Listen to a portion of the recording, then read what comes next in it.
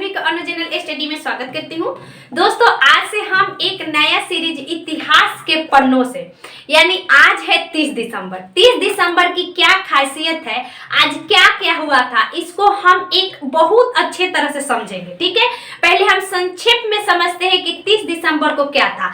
आप इसको जरूर नोट करिएगा, मैं जो बताऊंगी पर डे को। सबसे पहले हुआ था मुस्लिम लीग की स्थापना। आज हम मुस्लिम लीग को विस्तार से समझेंगे कि मुस्लिम लीग की स्थापना में क्या क्या खासियत है। ठीक है, दूसरा होगा विक्रम साराभाई के आज ही के दिन मृत्यु हुआ था। ठीक है, और तीसरा हुआ था कि भारत ने चीन को मान्यता दिया था। कब दिया था, मतलब अगर कोई राज्य है, कोई देश है तो उसको मान्यता दिया जाता है। जैसे कि एक क्वेश्चन अभी बीएसएससी के एग्जाम में पूछा गया था कि पाकिस्तान मतलब बांग्लादेश को मान्यता किस देश ने सबसे पहले किया था। ठीक है, अभी बीएसएससी में एग्जाम में पूछा गया है।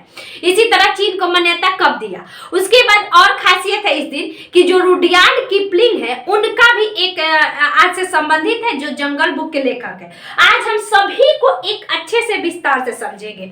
चलिए स्टार्ट करते हैं। सबसे पहला है हमारा मुस्लिम लीग। तो देखिए मुस्लिम लीग था क्या, मुस्लिम लीग बाद में प्रसिद्ध क्यों हुआ। सबसे पहले आपको समझना पड़ेगा, ये मान लीजिए कि ये हमारा मैप देखिएगा तो ऐसे हमारा आता है, ऐसे करते हुए ऐसे करके ऐसे कट जाता है। ठीक है, ऐसे चला जाता है इंडिया। ठीक, यहाँ से हमारा ऐसे नीचे आ जाता है। ये हमारा है पश्चिम बंगाल और ये है हमारा पूर्वी बंगाल। पश्चिम बंगाल को बंगाल विभाजन के तहत दो भागों में बांट दिया गया, एक पूर्वी बंगाल में, एक पश्चिम बंगाल में। ठीक है, तो पश्चिमी बंगाल जो कि आज हमारा पश्चिम बंगाल जिसकी राजधानी कोलकाता है वो है। पूर्वी बंगाल जो ये हमारा है, इसको हम लोग अब नया नाम हो गया है बांग्लादेश। पूछता भी है कि बांग्लादेश का पुराना नाम क्या है, तो पूर्वी बंगाल। ठीक है, चाहे पूर्वी पाकिस्तान कहा जाता है, पूर्वी पाकिस्तान बांग्लादेश का पूर्ण नाम था। इसके राजधानी दोस्तों ढाका, अभी भी ढाका ही है बांग्लादेश की राजधानी। तो यहाँ दोस्तों मुस्लिम बहुल क्षेत्र था। तो मुस्लिम बहुल क्षेत्र होने के कारण इधर पश्चिम बंगाल वाला क्षेत्र हिंदू बहुल था।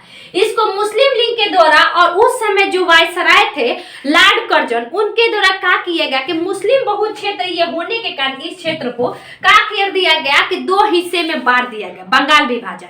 बंगाल विभाजन पूछता है कि किसके समय हुआ था। उस समय लॉर्ड कर्जन क्या थे, भारत के वायसराय थे। ठीक है, उसके अलावा 20 जुलाई विभाजन 1905 दोस्तों 1905 ईस्वी में बंगाल विभाजन की घोषणा हुआ और फिर 7 अगस्त 1905 ईस्वी को इसी के तहत पहली भारत में स्वदेशी आंदोलन, जिसको हम लोग बंग भंग आंदोलन भी कहते हैं, इसकी शुरुआत होती है। ठीक है, 7 अगस्त को।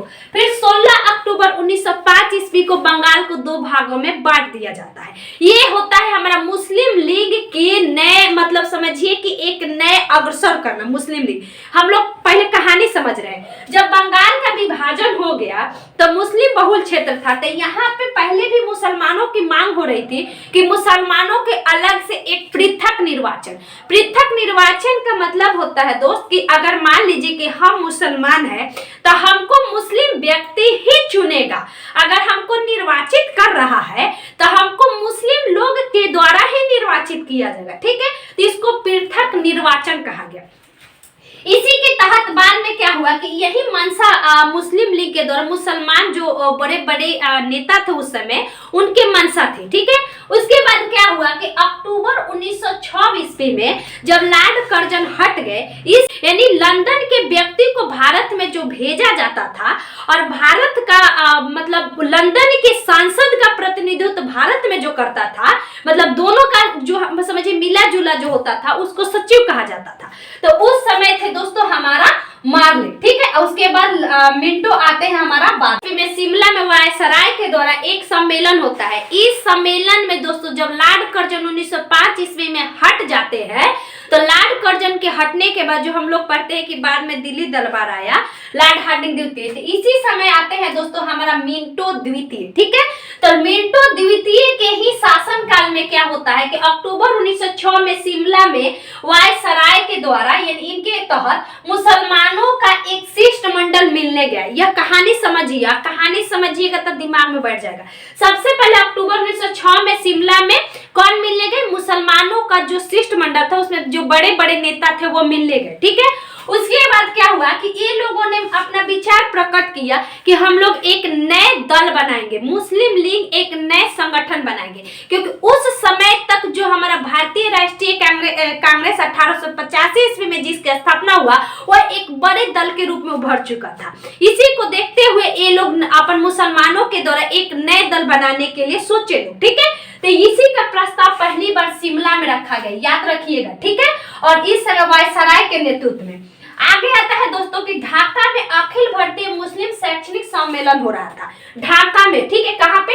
अखिल भारतीय मुस्लिम शैक्षणिक सम्मेलन हो रहा था। इसी सम्मेलन में नवाब वहां के थे बंगाल का, जो यहाँ ढाका के जो नवाब थे सलीमुल्लाह खां, यही ढाका में इन्हीं के द्वारा मुस्लिम लीग के गठन का प्रस्ताव पेश किया गया। यहाँ पे विचार दिया गया वायसराय के समक्ष शिमला में कि हम एक मुस्लिम लीग बनाना चाहते हैं। और इस सम्मेलन में, ढाका में जो सम्मेलन हुआ, यहाँ पे क्या किया गया, एक प्रस्ताव दिया गया कि हमारा है मुस्लिम लीग है, आप स्वीकार करिए, ठीक है। और इसके अध्यक्ष हमेशा याद रखिएगा बकार उल मुल्क, बकार उल मुल्क, यानी मुल्क को समझिए, यही मुस्लिम लीग भारत को दो भागों में बांट दिया, एक पाकिस्तान बन गया, एक भारत बन गया। तो यही मुल्क यानी मुल्क को दो भागों में बांटा गया, यही ढाका में। इसकी अध्यक्षता किए थे अखिल भारतीय मुस्लिम शैक्षणिक सम्मेलन के बकार उल मुल्क अध्यक्ष थे, और इसका सचिव थे दोस्तों सलीमुल्लाह खां। क्वेश्चन पूछता है कि जब मुस्लिम लीग के गठन हुआ था उस समय इसका अध्यक्ष कौन थे, ठीक है। तो देखिए आपको कहीं कहीं बकार उल मुल्क देगा, कहीं कहीं आपको सलीमुल्लाह खां देगा, कहीं कहीं आपको आगा खां देगा। तो समझिए इसमें जो प्रस्ताव पेश हुआ ना, इस समय थे बकार उल मुल्क, लेकिन इसके बाद क्या हुआ कि लखनऊ में इसका मुख्यालय बनाया गया, और लखनऊ में मुख्यालय बनाया गया। इस सम्मेलन के अध्यक्ष थे कौन? बकार उल मुल्क के समय ही क्या हुआ था, मुस्लिम लीग का गठन का प्रस्ताव हुआ। उसके बाद पहले ये समझिए कि 1907 ईस्वी में पहली बार, जब 1906 ईस्वी में मुस्लिम लीग की स्थापना हो गई, तब समय समझ ही नहीं है कि मुस्लिम लीग बना किस लिए है। 1907 ईस्वी में कराची में दोस्तों वार्षिक अधिवेशन हुआ, और इसी वार्षिक अधिवेशन में संविधान का निर्माण हुआ, यानी मुस्लिम लीग की संविधान बना। और याद रखना है कि 1906 ईस्वी में बकार उल मुल्क अखिल भारतीय मुस्लिम शैक्षणिक सम्मेलन के अध्यक्ष थे। इन्हीं के अध्यक्षता में मुस्लिम लीग का प्रस्ताव पारित हुआ, और इसी प्रस्ताव के तहत जब मुस्लिम लीग बना 1906 ईस्वी में, तब आगा खां जब लखनऊ में हेडक्वार्टर बना, तब इसका नेतृत्व संभाले, ठीक है। उसके बाद 1907 ईस्वी में कराची में अधिवेशन हुआ, इसका वार्षिक अधिवेशन अगला, और इसी में मुस्लिम लीग का संविधान बना। जैसे कि भारत का संविधान कब बनता है, भारत के संविधान बनाने के लिए 1924 से 1920 से पहले से ही सबसे पहले आपका बाल गंगाधर तिलक के द्वारा प्रस्ताव किया गया था। इसी में पहली बार इन लोग का संविधान बना मुस्लिम लीग का कि किस प्रकार चलेगा। उसके बाद दोस्तों 1908 ईस्वी में अमृतसर में एक सम्मेलन हुआ, और इस सम्मेलन के में आगा खां के अध्यक्षता में इस सम्मेलन को आगे बढ़ाया गया। याद रखना है मुस्लिम लीग की जब भी स्थापना पूछे दोस्तों, तो इसमें 4 व्यक्तियों का नाम याद रखिएगा, सलीमुल्लाह खां, आगा खां और मोहसिन उल मुल्क। ये बकार उल मुल्क की अध्यक्षता में इसके गठन का प्रस्ताव पेश हुआ, लेकिन जब गठन हो गया तब इसका मुख्यालय लखनऊ में बनाएगा, और लखनऊ में बनाने के तहत ही क्या किया गया, आगा खां इसका नेतृत्व संभाले। फिर उसके बाद दोस्तों 1907 ईस्वी में कराची में अधिवेशन हुआ, और उसमें मुस्लिम लीग का संविधान बना।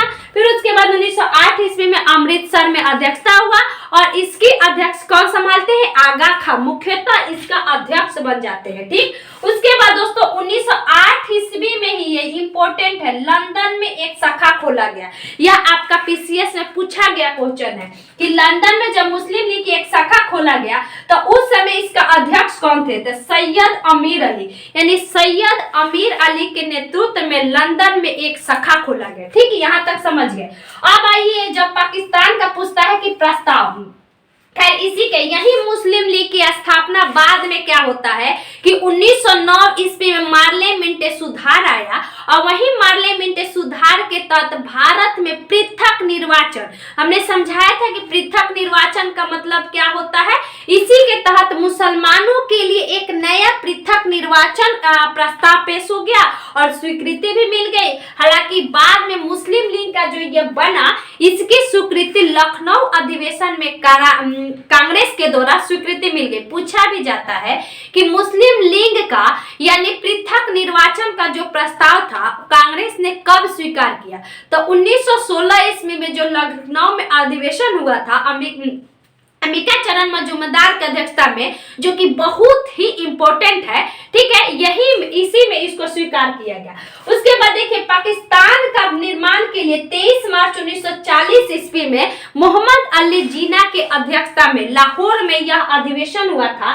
इसी में प्रमाण करने के लिए एक नया जोर शोर से, पहले पाकिस्तान शब्द भी हो गया था, आता है चौधरी रहमत अली के द्वारा पाकिस्तान शब्द दिया गया था, ठीक है, लेकिन 23 मार्च 1940 ईस्वी के मोहम्मद अली जिन्ना के द्वारा ये पाकिस्तान की मांग का प्रस्ताव पारित हुआ। ठीक, आगे चलिए अब 30 दिसंबर की खासियत। 30 दिसंबर 1949 ईस्वी को चीन को भारत के द्वारा मान्यता दिया गया।